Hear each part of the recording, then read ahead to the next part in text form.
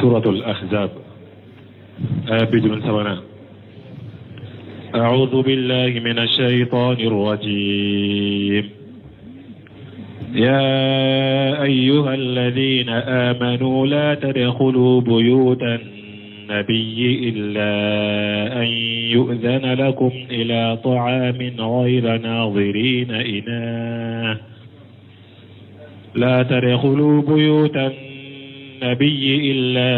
أن يؤذن لكم إلى طعام غير ناظرين إناه ولكن إذا دعيتم فادخلوا فإذا طعمتم فانتشروا ولا مستأنسين لحديث إن ذلكم كان يؤذي النبي فيستحيي منكم والله لا يستحيي من الحق. وإذا سألتموهن متاعا فاسألوهن من وراء حجاب ذلكم أطهر لقلوبكم وقلوبهن. وما كان لكم أن تؤذوا رسول الله ولا أن تنكحوا أزواجه من بعده أبدا إن ذلكم كان عند الله عظيما. إن تبدوا شيئا أو تخفوه فإن الله كان بكل شيء عليما. بسم الله الرحمن الرحيم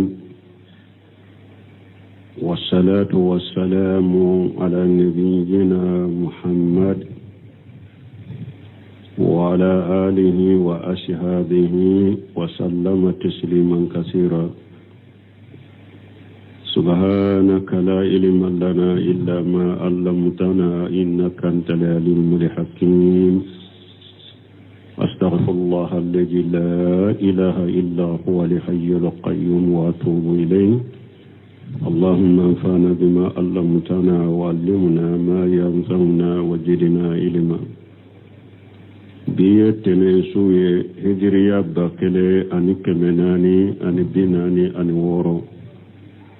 شهر ذو القعدة من هجرة سان كالو تاني كلنا بسنيو تاني ناني ناي ميلاد النصارى وكجاتي بافلا أني مبا أني دورو سان كالو دورنا بسنيو تاني فلا ناي أمبي دورا بو مسجد رجا وامبو كنو. أعوذ بالله من الشيطان الرجيم. يا أيها الذين آمنوا لا تدخلوا بيوت النبي إلا يوجن لكم إلى الطعام إلى آخر الآيتين. أنكو عبد الله بن مسعود أكوني ألم القرآن كنو أكو يا أيها الذين آمنوا إكتلوا مجو ألا بنا كوبا دوفو كهذا مدونيا مرياناي وبنا بنا كوبا دوفو كهذا مدون بالي كبوالا ودا بنا كباريا بافو ألا مؤمنوا وليا يا أيها الذين آمنوا ألاكم مؤمنوا من لمن يرى لمن يرى شنيالما لا تدخلوا بيوت النبي إلا يوجن لكم إلى الطعام. أكنا دو تشيدن كسو كونو دي أكنا دو تشيدن كسو كونو ناما جين داوما كواكنا دموني دودو خير الناجرين إناءه أكنا دموني moli fana makono ko kolosi na ka dumuni mona doro abedo abe komi ni aya adabu damado ba kono folo ala yu balu kanana kasibi ciden ka sokono kube baroke kasoro dumuni mamo folo kana sigi sokono ka baroke kasoro dumuni mamo ikanoke tele fulana ukana kenyen jugu fana yede mado sokono me mbe yoli ni takana sagila ninya do dumuni do na doro mbe na do ayo balo fana law kanoke sabana na ya wole kana dumuni min yere duni ma naw do na ye dumuni ke dora ye bo akana sigi ko be baro jangede bebe ayen kono mu'mino akana do ciden ka so kono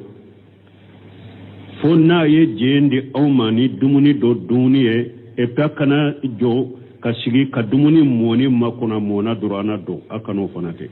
wode khairan najina inaahu walakin nijaduitum min nicide nyawwele ko kana dumuni ka kaso fadugulu ayedo akata dumuni ke faiza ta'amitum fantasiru ewa na yi dumuni ke doro aye cari aka boso kono de wala mustasinina lil hadis dumuni in kofi aka na sigi ko be baruke aye dumuni ke doro aka bo dumuni in kofi aka na sigi aka so kono ko be baruke de inna zalikum kana yuzin nabiyya atumbake kamin kenninye atumbe ciden toro fayastahi minkum be abe malo ya wala tesika fawe aye bonka sokono be malo ya aske ninye hadamade hakili mabbe ani hadamade jogo nyuman tigni same bala mogom nun na baroke afo karasa aye bosade ukagila hadamade mulo hakili matte sego ke min be same hadamade kala dada itoke de wunde go be ka saiba muni de fu kabo donc atumba ke kam minken ka baroke ciren ka sokono dumuni kofe atumba toro me abe malo ya awma ata fawuye ayebo wallahu la yastahi min alhaqi awa ala fanate malo ya kam gonya mrani cinyede ala te malo ya umare ka cinya fo mogoye kinya mrani cinyaye ala te malo ya umma hakili jige do be ya do ba fo ko malo ya te dinala do seminu ko kana fo nin chogola malo ya e dina ka sameni malo ya dina ka jogo bado de iba fo de akoy ka fo la yire ya fo chogomi inna allaha la yastahi min alhaq ala te malo ya ka cinya fo ube malo ya te cinya fo le la malo ya te cinya kele la me malo ya te dinala ay sameni malo ya be dinala de hiden tumbe same abe malo ya komi bogo tigini na ba ka sante koro hiden tumbe malo ya be same de alate malo ya ka cinya de fo moye alate malo ya ka mogo nyamara ni cinya o ko fe tumami ala ye balilike ko mogo kana do ciden ka sokono awa hari min ta ka sokono na fanaye aka furumuso har yoro wore min tu ka sokono nay nugu nyinin kam makuna pendo la hijabu ka kenuche tumama ye balilike sokono na ni ko chogo ya dote ayu balu kana do ciden ka sokono nu yere yete ni chogo ya dote tumame ala yo bali awa hari ka ciden ka furumuso kuma nyogonya ni to ka sokono aye adabu do ko fanala ala ye jogo do ke o fanala ala ko ija salitumuhunna mata fashaluhunna min wara'i hijab awa nabe ciden ka furumuso nyinen ka jamma kona ko dola ube jaminan dola akun nyinen kanu ka kuma kasoro hijabu ba anuche akera koko ba anuche akera irido ba anuche akera portus golembe anuche akera uyu fari kulo besuturani hijabu kone ka anuche akanu kuma nyogonya akanu awajinya ko kuma fuye ube kajia minando nyinu fene hijabute anuche jalikum athhar liqulubikum wa qulubihinna ode seneyalendo kata udusukuma ode seneyalendo kata chilenga furumuso udusukuna namu ye ni hijabu banu nyogonche kuma to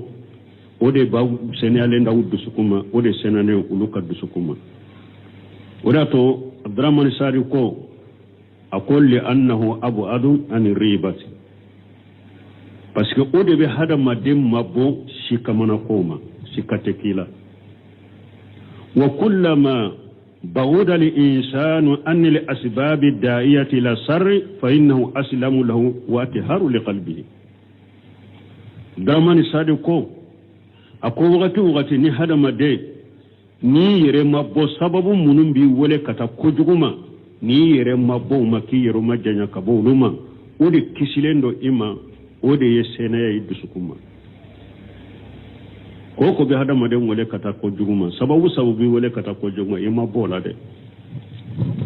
ikakkishi bodela ikadusukun seniyali be odela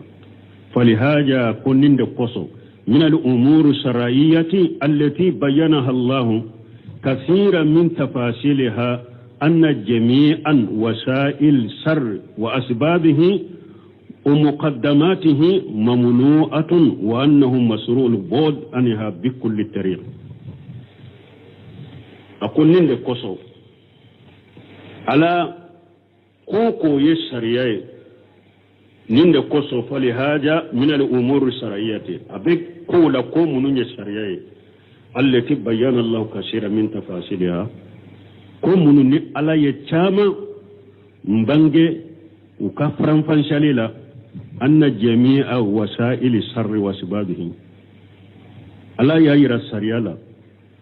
sira ni kojugu ka sira de ani kojugu ka sababu de ani fongo fenye kojugu ka nyebila de ye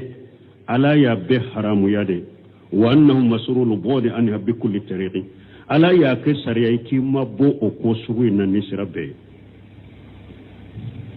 shikama yoro ani kojugu hakilima silamanyo yere mabbo ma de o ye sariya de ngonninde ya to wali musoni wali ce kallan kolonya na haramu yara nkoninde yato ni ala ko muso ka hijabu do wali ce kanuye nkoninde yato silamiya sariya ko ikani ibolo de wali muso ma parce que sirawu de do gogole kata ko jugu de ma nkoninde yato ko ni wali muso kana e wa baro nyogonya ke ni damu ni baro nyogonya sirawu de do nube hana maden wole kata ko jugu ma nkoninde yato silamiya sariya ko kana wali muso lajeni damu lajeli parce que bi sama kata ko do de ma wam dramani sadi ye nunu fo akon de kera sababu sira sababu awa nyebila nabe hadama den wole kata ko juguma sariya silamiya sariya be haramuya ka ke sariya yiki mabbo amani sira be anyen ninta dramani sadi ka tafsir kono ala ko ode senelendo aw kaduskum anu kaduskum wama kana lakum ate daga awye amanka awye an tuzu rasulallah ate daga awya ka ciren toro to gosi wala an tankihu ajwajahum min ba'dihi abadan awa ciren kan mantun ate daga awye aka ciren ka furmuso furu akofi abara ala ye ciren ka furmuso furulin haramuya ciren fatulen kofe bara ni ko fulay folo ciren ka toro bala abe ciren toro fulanna ciren ka furmu saude do jiya kono ka furmu saude do arjanna ufa ka furu de la manto ye barake ni nim fana ka barake ne kanyo magirala inna jalikum kana inda allahi ajima ewa oye femba de ala fede ka ciren ka furmu so furu apatulen ko fe o te konno ko ala fede oye ko bade ala fe ni ala ta fe ko min kake in tubudu shay'a aw tuqfuhu naye fendo dogo naye fendo bange min bawu dusukun kono ube aya dogo fa inna allaha kana bi kulli shay'in alima aywa ala be fembe do balmo ni hadisa tafsirin bun kasiri bolo ako hajihi ayatul hijab akonni aya de to ko hijabu ka aya muso ka hijabu do konni aya to yo ode o fiha ahkamun wa adabu saraiyatu akonni aya kiru bala an islamiya saraya adabu do ben aya kun وهي مما وافق تنزيله قول عمر ابن الخطاب رضي الله عنه أقول ني آية ni ajigina ka umaru ka kuma do kumbe nyogona ka be nyogona ajigina kabbe umaru ka kuma doma ko abe hakili jigi tawsiri laba kunun ko mbe yoroni min sege ka korfo dum nyenana abe hakili jigi tawsiri laba mbo o yoroni fo kunan temena yoroni minka akonni nye aya munun benna umaru ka fotawma kama sabata zalika fi sahihain komi sabatira chogo mi bukhari muslim kono anhu kabo umaru bolo annahu qala wafaqtu rabbi ajja wa jalla fi salas umaru ka adabu fule ama funtigi ala yembe nyogonya sabala akonyin tigi ala be nyogonya sabala nka kuma benantigi ala ka kuma wula sabala ama fo ala yembe nyogonya sabala la nyin tigi ala be nyogonya sabala qultu ya rasulullah law taqadita min maqami ibrahim musalla ako dondola le ko cidema hari itunka ibrahim ka joyoro mina alikaba koro ka ke salliro fa anjala allah ta'ala wattaqiju min maqami ibrahim musalla alay ayajigi ako ibrahim joyoro akawami ayamina akake salliro ni nyefuloy qultu ya rasulullah inna nisaaka yadkhulu alayhinna albar wal fajir falaw hajabutahunna ko ale ko cidema e kam muso fule mo nyuman be do kam mo jugu be do ka hari itun kai kam muso hijabu ku sutura nyumani mo jugu be do kam muso ka hari itun ki kam muso hijabu ku sutura fa anjala allah ayatal hijab ako al ekan ninfo ala ye hijabu ayaji ni nyafulanay qultu li azwaj an-nabi sallallahu alaihi wasallam sabana alayko ciren ka furmusoma lamma tamala anna alayhi fil khairati tumamu yenyugo ewa mbenyogonya katoka kele ya cidena uyebembe ke kanyugo mbenyogonya ka kele yake cidena nimbene fonindi nimba fonindi fu ye cidende alaykum asa rabbuhu in talaqakunna an yubdilahu azwaja khayran minkunna alaykum ate sabali abesika ke ciden tigi ala bakaye ni aye au bila abaw fale muso wore la kudi cide mo min kawsa wiyede fanajalati kajalika fi riwaya fanajalati kajalika nin chogola aya jigna nin chogola suratu tahrim kono وفي رواية لمسلم دونك نيجول ناي سباتوا انا مسلم خير ويلا ذكر أسارى بدر وهي قداية الرابعة ويبدر مسر خير ويه ويبدر كم مغمنا لهم كفو ويناني نايسا معنى تمام بدر كلين كيرا مكان كو شيدن اكاشيبو ويه مغبو ولون فلا فقا مكان كولا كبي ولون فلا نيانا ميامنا ونمو وكاكل فولو ديدو وكام مغمين هالي فولو ديدو كيدن تادو أبي مونك يسيبو حكينا نيني أكو أبو بكري ما أكو شيسا أيام موني نم مغمين هالي ونكا كباريالا أبو بكري كو أنكا مغو ديدو أنكا سنجو ديدو نمبا أنوچه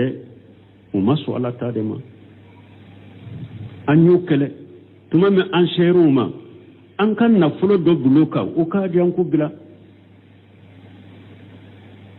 aye umar ibn khattab wala ako umar nunu fule kamina eye munye ula ako nunu yala ka jugu de ko ala ka jugu ci den ka jugu dina jugu ne minye mo ko kelen kala bari masuru da yere makafa mo kelen kele balma suru da yere ma yera ka faga nun yala ka jugu dan kana nunun toy o ci de nyem wo mi nyale kan no de aya bakare ka hakilina indeta ayen na folo do bilu ka kelen kele ko sara o kela dugu seje ala ye aya jigi akonni ala tumma sebe lahul mafujula ka fum an ci de ka ina kan manton kanima daga rawuye nu otum sebe lahul mafujula ayen na folo mi mina la jabatum bawmina nto ngaw janga kata aw be nafolo de minafolo haro aw makeleke ka kele jogu ya kafiru ka silamiya ka fanga soro folo aw kam mo minale folo aw be wori de minulula nin tumma sebe lahul mafujura ka kalima la daga wiye la jabatum ba soro la jaba min ka gele ko sobe na ya soro nya la daga wiye du seje umarun na la ya bakarini kide na bakari siglen choro be kashi akwai be kashi muna ya nyafonye ni kashi bennan kakkashi har ni kashi mana man binyere kashi kiden ko anyi ka hakrina min bila o ya soro ni iri do kasuru akwai anni la jaba tora kunni ya ni iri de anyi ka hakrina bila liminke anyi la jaba tora kunni ya ni iri de la jaba tumban soro don donc ala ye aya jigini umaru ka hakrina de o yoro fanala ka fo na furo tumman ka minula o tun kan fu fagade donc umaru ko ala ya tigi ala kumbe nyogonya nonuna ambe wa tawsir la kata wa kana waqtu nuzulha fi sabihatin urushi rasulullah sallallahu alaihi wasallam bi Zainab binti Jahsh bon ni aya jigina a jigini benna waqti jumana kiden donani Zainab binti Jahsh sumi o sogoma o dugu seje Zainab binti Jahsh ayo furu sumi adonanu ye sumi no sogoma de ni aya jigini benna o sogoma de ma allati tawalla Allah ta'ala tadwijaha bi nafsihi Zainab binti Jahsh mi ni ala yere de ya furu shirika furu di cidema ni ala de yere de bisira ka furuma ka di cidema wa kana dhalika fi jil qa'adati min as-sanati al-khamisa Zainab binti Jahsh furulin kera jil qada ambe nin kalo minna akera o kalo de la hijra sanduruna wa qila inna dhalika kana fi sanati salas fallahu alam doko hijra san sabana anya Anas ibn Malik radiyallahu anhu karisa min Anas ibn Malik malaka je kabwama qala lamma tajawwaja rasulullah sallallahu alaihi wasallam Zainab bint Jahsh akot mami chidenya Zainab bint Jahsh furu dali qauma ayum wala ku kana dumunike walima fataimu summa jalasu yatahaddasuna uyedumunike dumuniko fe ushigira ube barola faija huwa yatahayyu lilqiyam tumame chidenya do kunnunun tafe ka wuli chidenya yereke komi abe wuli pour unado chidem ba fe an ka wuli falam yaqumu obela wuluma wuli falamma ra zalika qama tumami chidenya ye kunnunun tebbo chidenya re wulila falamma qama man qama wa qada salasatu nafar tumami chidenya re wulila kabo mugo bora chiden nofe haribi mugo sabatora sukono ulube barola faja an-nabi sallallahu alaihi wasallam liyadkhula fayjal qawmu julus ciden bole munun bora nufe ciden yana be bora de ciden nana ko be do aka sokono tugni ayen nunu sigilen so summa innahum qamu wa kafu ulufana wulila فانطلقت فجئت فأخبرت النبي صلى الله عليه وسلم أنهم قد انطلقوا أكو على بورا de tara ciden fa ko ciden ma mo munun tumbe sokono ubora faja hatta dagala ciden nana fo kado sokono fajahabutu adkhul ana shiko ko ale fana ko abeddo ciden no fe sokono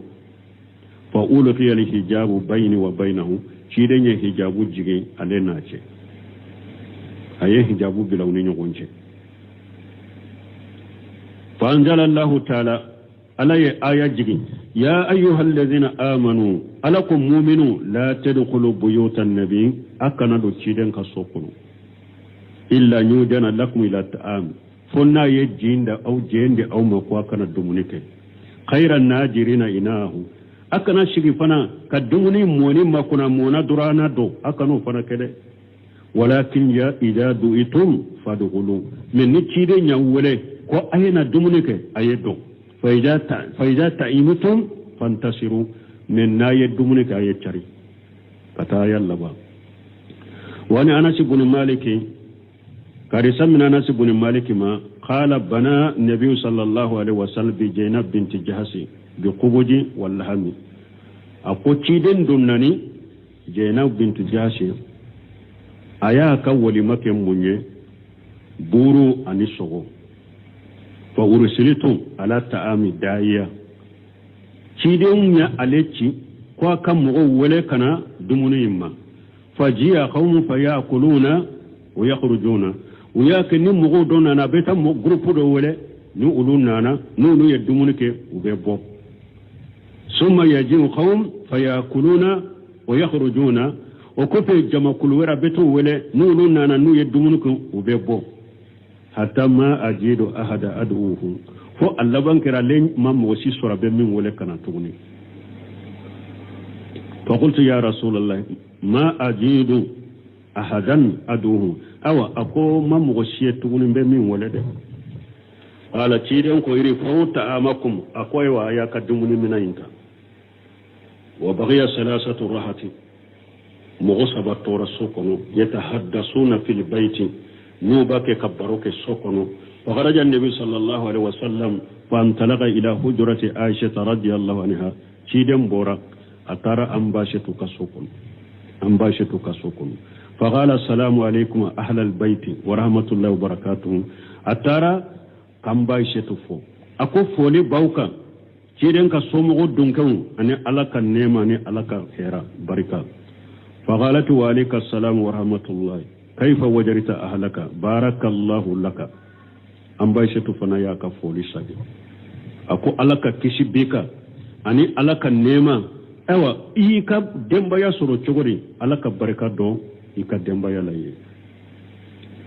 فتقرى هجر النساء كلهن او تشيدن يكم سو توبه دغوسين نجولا كلن كلك بفو ويقول لهن كما يقول لعائشه ابا فو كلن كلا يمين فو ام باشتو ابو فو اكلن كلا كافو ويقولن له كما قالت عائشه يمين جابي تشيده مولو فنا اونغنا فو ثم رجع النبي صلى الله عليه وسلم وكفي شيدين ساجر لك ترونا كشيباك فإذا ثلاثة راحة في البيت يتحدثون أيام مغصب السر السكن ببروكه وكان النبي صلى الله عليه وسلم شديد لحياء شيدين تنين مغيه أبين مالو يقصبه أكسامي كجل قصبه مالو يا شيدين كان نيغنا فو كرساي بونكا سكن أتشكوفو parce que mogo da tumbe same kosobe fa kharaja muntalqan nahwa hujrati aisha fama adri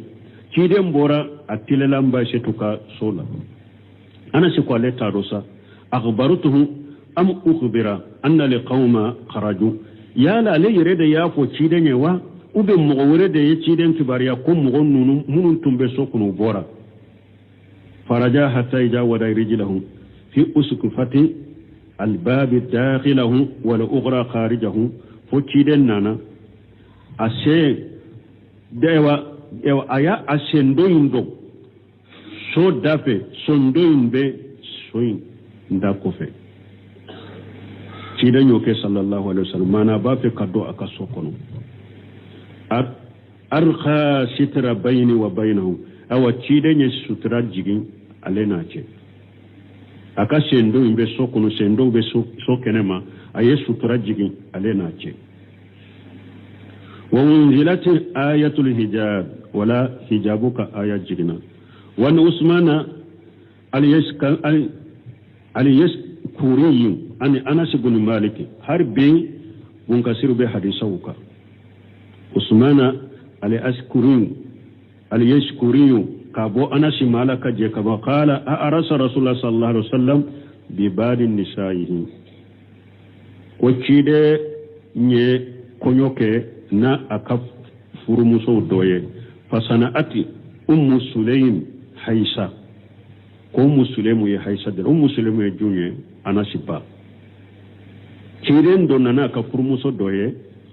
anasi ba ummu sulaimu ayedumuni faso haisi sen sabade be kai التمر والسمن والعقد ube nunu de dila ku fara ɲɔgɔn kan u b'a fɔ haysi ube tamaro de susu n'u ye tamaro in susu ube sirime fara kan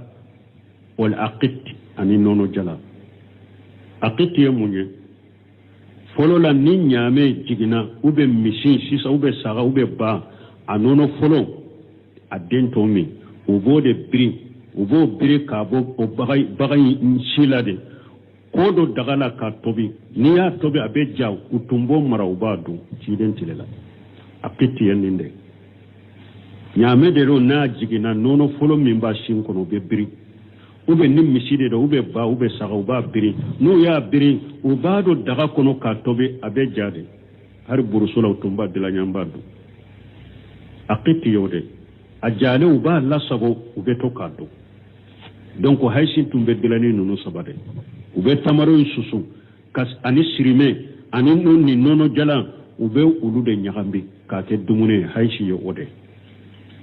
o musilemu ye o de dilan summa jalatuhu fi tawri o kɔfɛ a y'a dɔ daga dɔ la tawri u tun b'o o dilanni fara de u bɛ fara de dilan k'a kɛ komi dagalama u bɛ dumuni k'a la a ye nin dumuni faso kɛ o de la faqalati ijhab bihaja ila rasulillah sallallahu alaihi wasallam a ko taa ni nin ye ciden fɛ wa aqrihu minni salaman wa akhbirhu anna haja minna lahu khalilu a ko taa nin di ciden ma ni sera ko n b'a fɔ i k'i ka foli las'a ma ko nin ka dɔgɔ a ye anw fɛ maana nin ka dɔgɔ a ye an kan ka min d'a ma nin ka dɔgɔ a ye ko ne ye nin d'a ma ka nin minɛ qala anas ko wannasu yawma iji fi jihadi a ko a y'a sɔrɔ wagati hadamadenw bɛ degun na dɛ dumuni ko la dɛ o y'a sɔrɔ gɛlɛya bɛ hadamadenw bɛ degun na wagati fa jiitu bihi fa qultu ya rasulallah a ko ale ni dumuni nana ciden ma ko ala ka ciden basati bihaja ummu sulaimu ilayka aw ummu sulaimu da yin cini nin ye kon kana nin dimma ummu sulaimu ya anasin bayinde wa hiya tuqiruka salama wa taqulu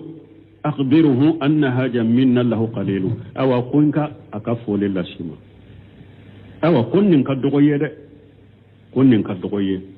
fa nadara ilayhi summa qala ciden yin lajjeli ke kata dumuni ma o ko fe ciden ko da'ahu ako dumuni sigi fa wadawtuhu fi nahiyati albayt ako ale dumuni sigi so kerefe summa qala ko fe ciden ko ijhab fadihu li fulana wa fulana bo ko takarasani karasa wole kana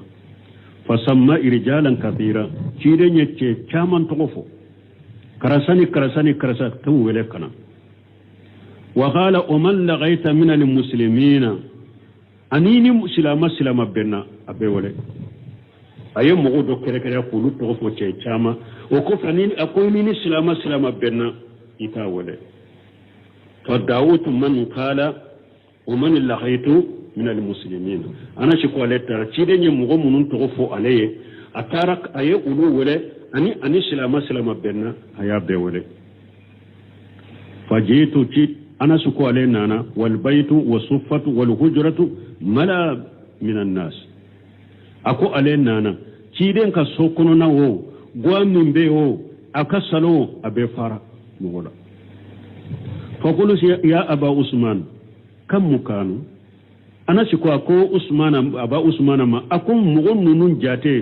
جولي تندو فقال كانوا جهاء 300 أكو أتنكسروا مغكمة سبما juha qariba wotun kasuru mogo keme sabama qala anas ko fa qala li rasulullah sallallahu alaihi wasallam alaka ciden ko alema jiya bihi akonna ni dumuni fa jitu bihi ilayhi ako alenna ni dumuni ne ciden fe fa wada yaddahu alayhi wada ciden ya bolo da dumuni ka dowuke qala ma sha Allah ciden be duwawu min fo dumuninka ala ye min kanu duwawu min kana ko fo dumuninka ciden yo fo dumuninka summa qala ko fe ciden ko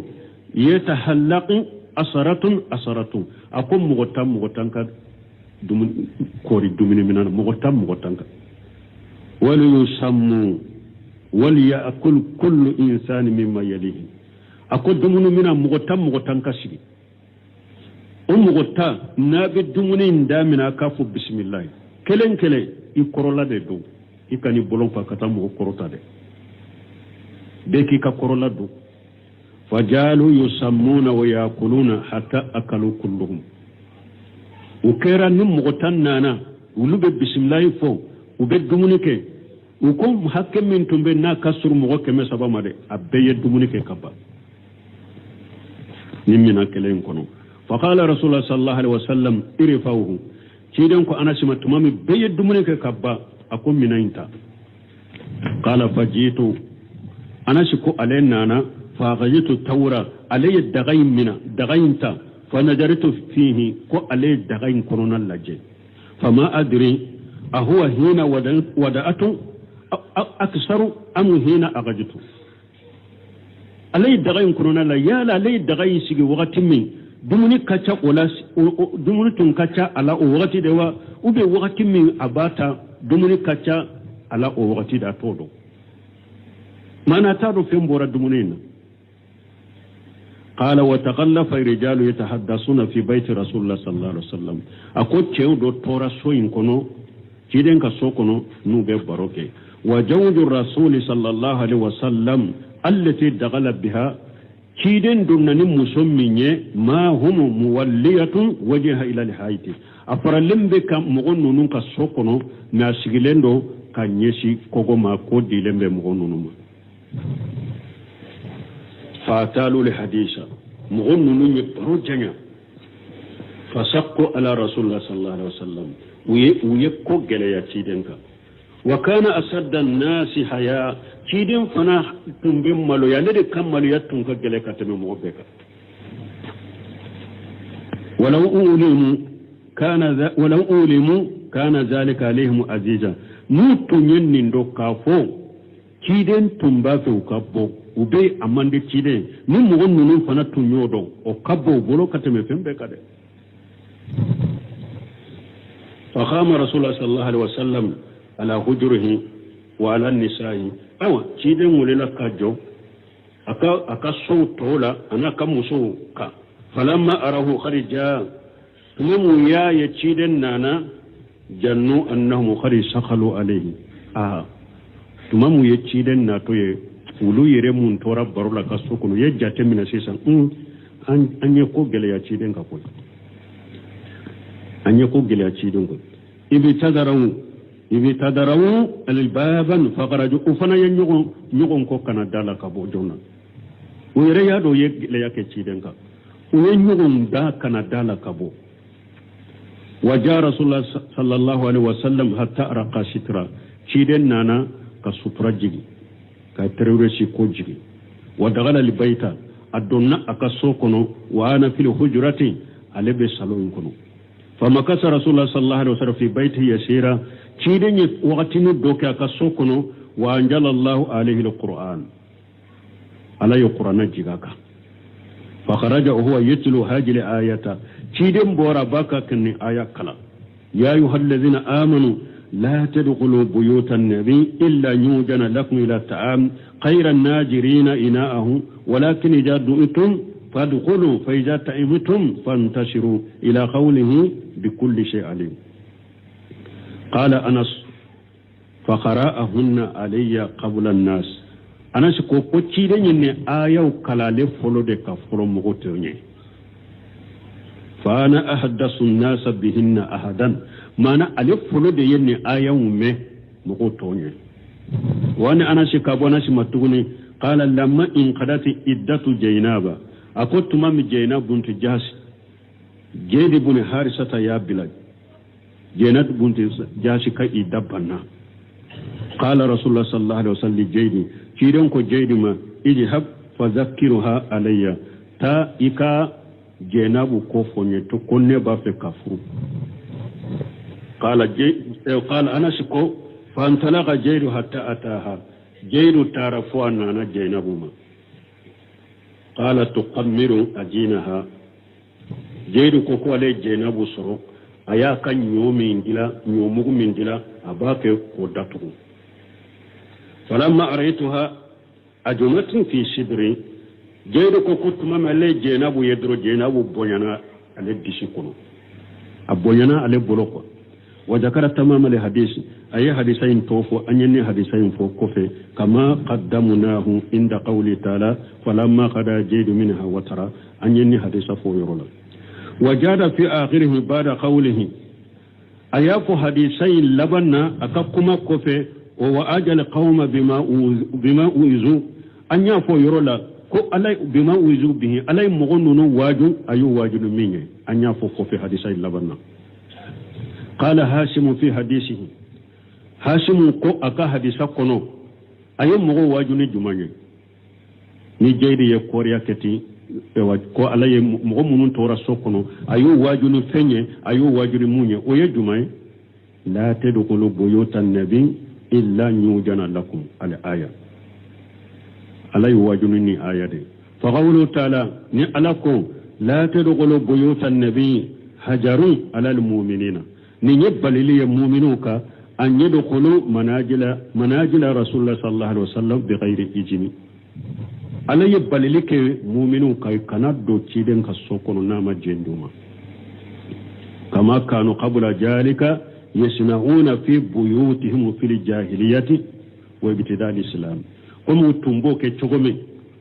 tumbe do nyogon ka du kono nyogon ka so kono jenyini tala jahiliya wakati ani islamiyya damina wakati awa ala ko kanu ke tukuri de kuma tumba ke jahila la chogome ani islamiyya damina wakati atumbe minke akanu ke tukuni de kado chiden ka so kono majende makana ke hatta qara Allah li hajil ummati ode tumbe jahiliya wakati ani islamiyya kufuru fo ala nana kele ya nimman ton ye fa amarahu bi jalika ayunya maranin ni nyamo kana do mo ka sokono ka jenyana awunya maranin ni wajalika min ikramihi ta'ala hajil ummata ni ala kabbonyani na ka karamali de nimman ton ye jani ya yiranna sariya min be kuy kana do mo ka do kono kana do ka sokono ni ma jenyini bonyani karamade do awun ko gelentigu abada sogo mo ngede kasoro alaka bonyana alaka karamade ni na yake ni mantoye wali haja qala rasulullah sallallahu alaihi wasallam ninde koso alaka ciden ko iyyakum waddughul ala nisai akum baga kawbali akana to ka do wali muso kaso kono de balma be kuma ka wakati surunya sino faida babe ni hadisa wala kata de jogo bani adabu badde bula bun kasir yero de fa ko kiri chama ani islamiya adabu chama de be ni ayawla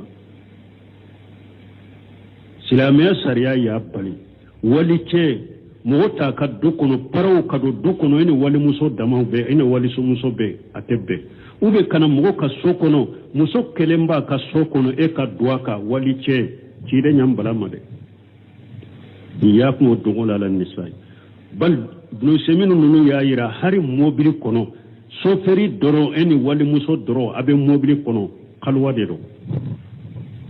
lankono nyale de do de hari mobili kono wali cheni wali muso kelen kana kya kono abe sika kuma sugu befo abe sika rendez-vous sugu be di nyogoma abe sika ko were ka kono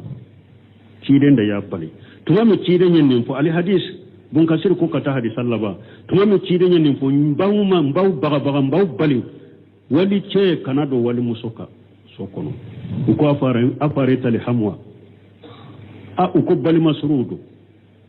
mana eche muso eche ka bali masru ube binanke de sisa ube benke de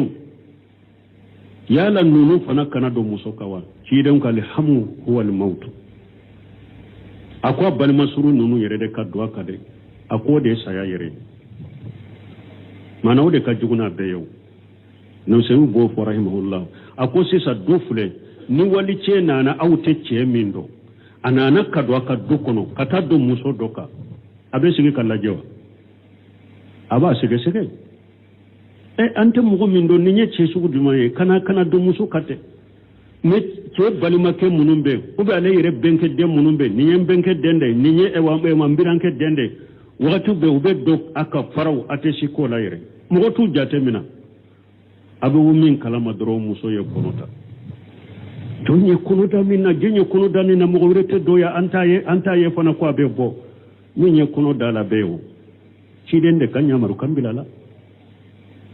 awannin chama de banka siso te kono dogonu do ba ke ka ewa konoda koroke musola aba don wolo ka fara koroke donga koroke don de ba ke ka je dogoni muso no fe du kono aba ke ka don wolo ka fara koroke donga he ala kan ke hari do ka buranke bunyeni o koni masibani balawde awannin dama de banka siso te kono awannin mo mi nya ka muso furu ni ko ibenke dewo ibranke dewo kana ye kalima yelen bolola kalala akana doka ko gelentiga be kele yade kabila bebe fara eka ube fara nyogon ka kekele abebe de be kele fana ni nyankalla da korode sa ni basde ni nyankalla da korode qur'ana ka korona kala dawye ciden ka hadisa ka koroni akalla dawye lada jugu lada haramu yale lada tolile jugu lada fununun kabila anni nyogon jede nin kasara min banka sisote kono atese kafo wallahi muso do della kafo ne ako kodo ya ale soro ko kono na filida de na be boda nyini ko ale chebe ko fede aya ale na tibba mako ya ke dogoni na kam muso be dudo kono aye ulu ale fara ukai ale ani ce dogoni ana ka dogoni muso saba de be soko ko dondola ko dogoni muso tara cila dugu kono na de la ale kelen ni ce dogoni kelen tora sokono aya ale nyini kafu nyonya la atemena ungi nyogon ce fana ale ben nin ke chogori yala ale ben nin fa ce kaya fan ko ala kani ci de ala kana ikano ke ala kani ci kuma do kuma abe uka kuma la man kafo ikana ke de ikana ke ya fanyini ka tubi kata alama ini alache tubi kata alama ni mugo ye ko doke junubudo ala sosoro ni ala yi sutura yere ka sutura to yere ka de tubi ni alache ka ya fadelike be min fo doribe se ka fo iche ke guyala hakili kono ambella halamina awa ite yoro were nyini ne kata ya nini ka bonyo kon kan njogola parce que nin komin fule ka daminate i kana fo ayre yere ibadu nin komin fule ka daminate ni alama farika fulana be bola de yere de fere ke sisa ni ibe bo yoro ina chogomi ube ba fo che ibe bo yoro ina chogomi ni hakili ni wa chogo ya wore ni ke yae min te ko nya folie o chaman de be kanga sotela do fana ko ale be Espagne ko ale kam muso ko ale dogoni bakele fakele o de kono dala ko ale ko abe muso imbila ko ale bana fa ko kana muso imbila ko me ale duskunte se ka supporter ko ne be min fo ni be ke nin beyi de islamia adabuni islamia sariya ni qur'ana ka sarana adabuni ciden ka sariya munun bilala de o doronde bakke kan ni saman ka kafo kono ka ke nyogon ka ewa dogonu ni koro ni fewu aka jumara me ka muso aka jumara me te nyogon yabe nyogon kan ka folo mo tumba ke me mariano same tumbe ulu tumbu yere tanga ulu tumbu yere korosi yere mina tumbe ulu bolo de maria tumbu ulu bolo same tumbe ulu bolo hari nu ko anye karasani karasa boto ye karasa ka soko no ibe dugu bila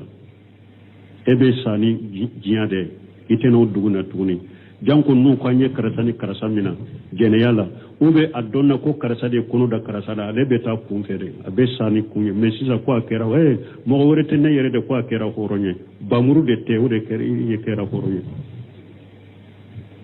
busande te na ya sar islamia sariya busawumbe nima furu ni ne nya fo nye jene yake an ka igosi busanya keme ki ge kabo jamana kono sankele no obe fo kati saite ke horoye ite jola na ya soro farakero be ni furula danke farakero ka kabakuru filira kuma mbe ulu faga chogome fokati nembo kisa fokati nembo na sabatireka no be fokati saiteke horonya ikera horonya samede maloyade tara same tara maloyate nyawula tuguni ikera horonya odela jogo ala kan kisala kantanga dina ka sariya do de fulani wali muso wali ce akana lankolonya akana douka bolola kalaw ha yi fara sisa minen ko ke yi fa sisa la hawla wala quwwata illa billah alaka hakki manda man balimaw alaka dina famu di harbi qur'ana ka sariyaw aka adabun kidin ka hadisa ka sariyaw aka adabun harbi ala ko di jamanayma halat bi ala ko famu di jamanayma nambe barake nuye وكو سمى ساسنا من ذلك وكو في علي فون دبو ولا ناكوا كنا دو تشيدن كسو كونو ها وقتي سيرا دونك امبي سكا جويا سنو حارسا نفا بادو بولا كنو تمنا يورو منكا انكو وقال ابو صالح ويكون درسوي وقال أبو صالح لا يحل لك النساء من بعد أبو صالح كن آيات توسير الله مصورة دقائية نونكو ومرا كو الله يتيرن يا مريا الله يتجوج عربية أكنا برسو كان musomin be burusu de la me abe arabu kan ne fo arabu de ma sigilen be burusu la ala yettiren ya mariya ko kanu furu wala arabiyatan ube musomin yere duguba wasigi bagay arabu musomin be duguba wala akana ulu furu wa yatajawwaju ba'd min nisa ittihamata nunun ko tabe munke ayere kam mugo kam musom tihamata ayere kam mugo ni tara bagawita ni tara irwa worita ubafo aya nyamare wa yatajawwaju ba'd min nisa'i qaumihi ulu be tihamain ko wode aya nyamare ayere kabbal masur musom ako ulu de furu wama sa min banatil ammi ani munu nyajiya binanke dem musawla wala ammati ani ewa atta ewa tin muso dem musawla wala khali ani abbenke dem musawla wal qalati ana tanti dem musawla insa salasa mi'ati na kada ya ka muso keme saba furulula donc la nyine yeninde mais anko aya la ba anko bunga siru ko bunjariri ko kuma fora aya no fe ko aya mbabeta ninde tunye kunun tay mi ante mena minka sallaw wakati sera yamba joya sisa koni fo dere suwere ni ala sunna ni ala dere suwere iranna ambe temeni hadisa nunun toye ani adabu munni sariya munun fen kono subhanaka allahumma rabbana bihamdika ashhadu an la ilaha illa anta wastaghfiruka wa atubu ilayka. سورة الأحزاب بدون سوانا. أعوذ بالله من الشيطان الرجيم. يا أيها الذين آمنوا لا تدخلوا بيوت النبي إلا أن يؤذن لكم إلى طعام غير ناظرين إناه. لا تدخلوا بيوت النبي إلا أن يؤذن لكم إلى طعام غير ناظرين إناه ولكن إذا دعيتم فادخلوا فإذا طعمتم فانتشروا ولا مستأنسين لحديث إن ذلكم كان يؤذي النبي فيستحيي منكم والله لا يستحيي من الحق وإذا سألتموهن متاعا فاسألوهن من وراء حجاب ذلكم أطهر لقلوبكم وقلوبهن وما كان لكم أن تؤذوا رسول الله ولا أن تنكحوا أزواجه من بعده أبدا إن ذلكم كان عند الله عظيما إن تبدوا شيئا أو تخفوه فإن الله كان بكل شيء عليما. بسم الله الرحمن الرحيم والصلاة والسلام على نبينا محمد وعلى آله وأصحابه وسلم تسليما كثيرا. سبحانك لا علم لنا إلا ما علمتنا إنك أنت العليم الحكيم. أستغفر الله الذي لا إله إلا هو الحي القيوم وأتوب إليه. اللهم انفعنا بما علمتنا وعلمنا ما ينفعنا وزدنا علما. بيتنا سوء هجريا باكلي أني كمناني أني بناني أني وورو شهر ذو القعدة من هجرة سانكالو تاني كلنا بسونيو تاني ناني ناي ميلاد النصارى وكجاتي بافلا أني مغا أني دورو سانكالو دورنا بسونيو وتاني فلاناي أمبي دورابو مسجد رجاء وامبوكونو. أعوذ بالله من الشيطان الرجيم. يا أيها الذين آمنوا لا تدخلوا بيوت النبي إلا يوجن لكم إلى الطعام إلى آخر الآيتين. أنكو عبد الله بن مسعود أكوني ألم القرآن كنو أكو يا أيها الذين آمنوا إكتلوا مجو ألا بنا كوبا دوفو كهذا مدو نيامريانا يه وبنا بنا كوبا دوفو كهذا مدو مبالي كبوالا وبنا كباريا بافو ألا مؤمنوا وليا يا أيها الذين آمنوا ألاكم مؤمنوا من لمن يرى لمن يرى شنيالما لا تدخلوا بيوت النبي إلا يوجن لكم إلى الطعام. أكنا دو تشيدن كسو كونو دي أكنا دو تشيدن كسو كونو ناما جين داوما كواكنا دموني دودو خير الناجرين إناءه أكنا دموني moli fana makono ko kolosi na ka dumuni mona doro abedo abe komi ni aya adabu damado ba kono folo ala yu balu kanana kasigi ciden ka sokono ko be baroke kasoro dumuni mamo folo kana sigi sokono ka baroke kasoro dumuni mamo ikanoke tele fulana ukana kenye jugu fana yede mado sokono me mbe yoli ni takana sagida ninya do dumuni don na doro mbe na do ayuba lo fana lo kanoke sabana na ya wole kana dumuni minyere duni ma na do na ye dumuni ke dora ye bo akana sigi ko be baro jangede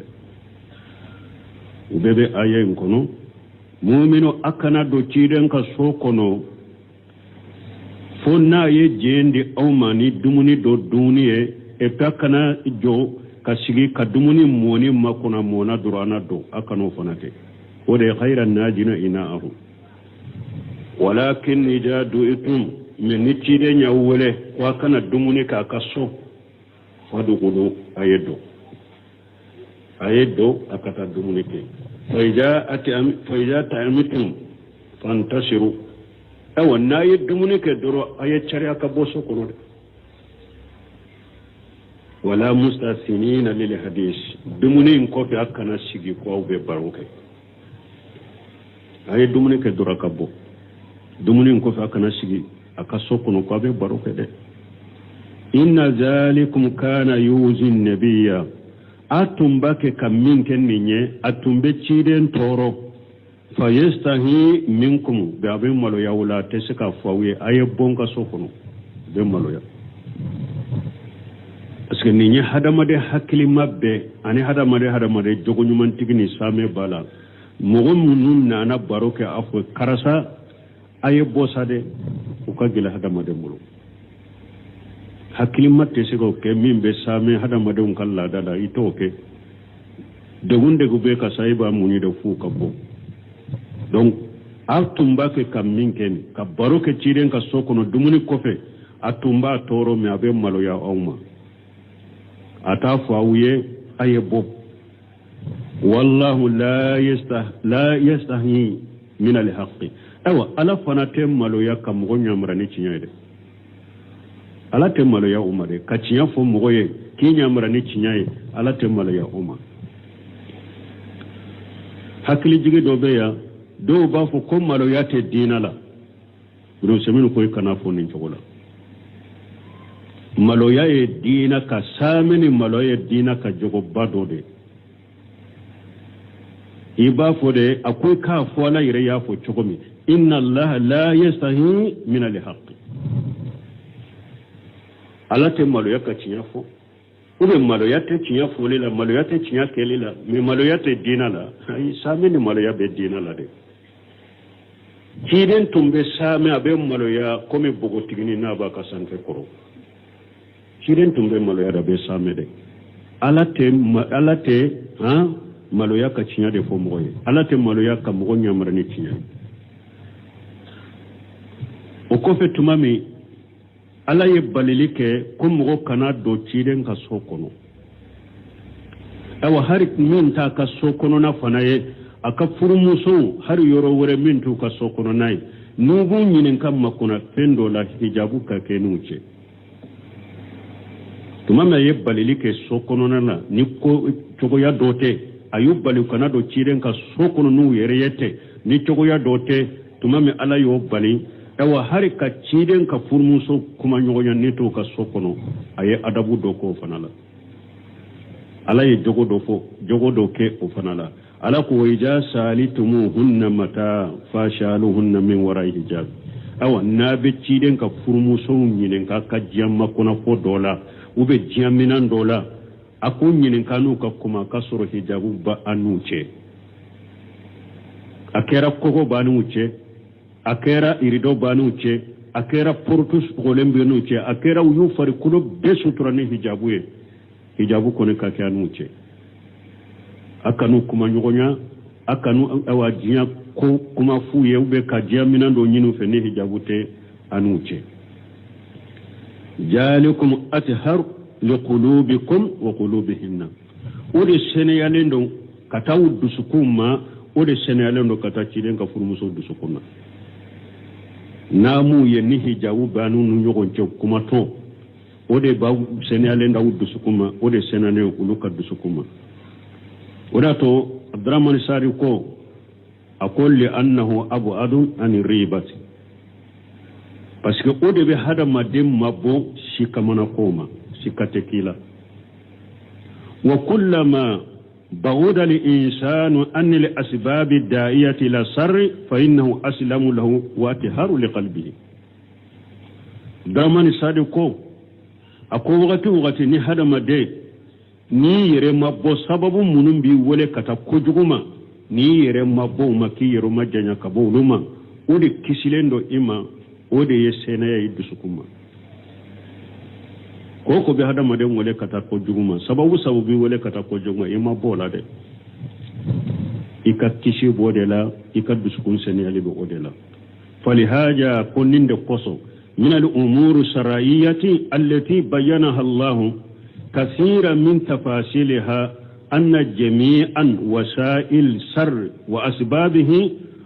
ومقدماته ممنوعة وأنه مسروع البعد عنها بكل طريق أقول نين قصو على كوكو يسرياي نين قصو فلهذا من الأمور الشرعية أبيك كولا كوم نين يسرياي التي بيّن الله كثيرا من تفاصيلها كم من على يتشاما مبنجي وكفران فانشاليلا أن جميع وسائل الشر وسبابه على يايرا السريالا سرا نكو جوكو كسرا دي أنكو جوكو كسبابو دي ani fongo fenye ko jugu ka nyebila de ye ala ya be haramu ya de wa annahum masrulu bodi an bi kulli tariqi ala ya ke sariya ki mabbo o ko sugu na ni sirabe shikama yoro ani ko jugu hakilima silamanyo yere mabbo ma de o ye sariya de ngonin de ya to wali musoni wali ce kallan kolonya na haramu yara nkonnin da yato ni alaku muso ka hijabu da wali ce kanu ye nkonnin da yato silamiya sariya koyi kani ibolo de wali muso ma parce que sirawu de gugule kata ko jugu de ma nkonnin da yato akoyi ni wali muso kana ewa baro nyogonya ke ni damu ni baro nyogonya sirawu de don nube hana maden wole kata ko jugu ma nkonnin da yato silamiya sariya koyi kana wali muso lajeni damu lajeli parce que bi sama kata ko do de ma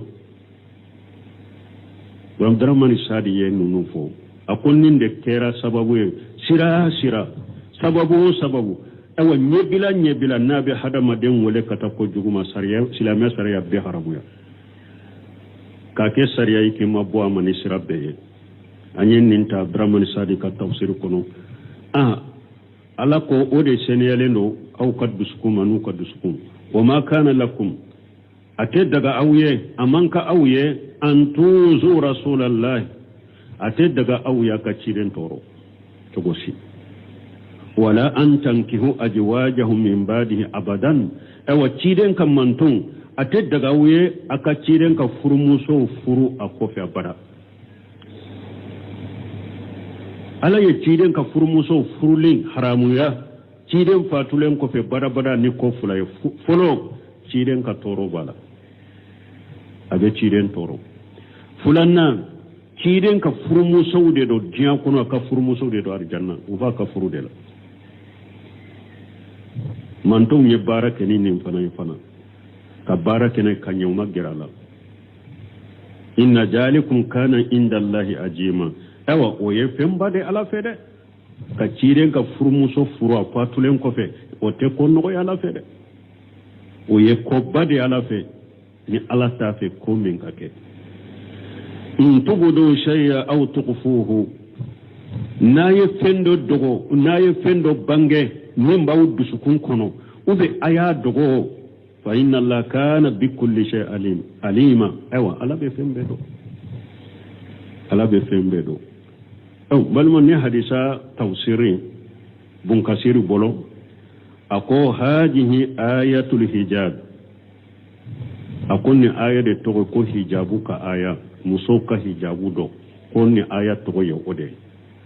o fiha ahkamun wa adabu sarayatu akonni aya kiru bala an islamiya saraya adabu do ben aya kun وهي مما وافق تنزيله قول عمر ابن الخطاب رضي الله عنه أقول ني آية مي ني أجينا كعمر ككمدو كمبنيغنيا كبنيغنيا أجينا كبه عمر ككمدو ما نقول أبي حكلي جيجي توسير لبا كنون كومبه مبيوروني مي سكسي كاكورفو دونينانا abe hakili jigi tafsiri labambo o yoroni fo kuna anteme na yoroni minka akoni nye aya munum benna umaru ka fotawma kama sabata zalika fi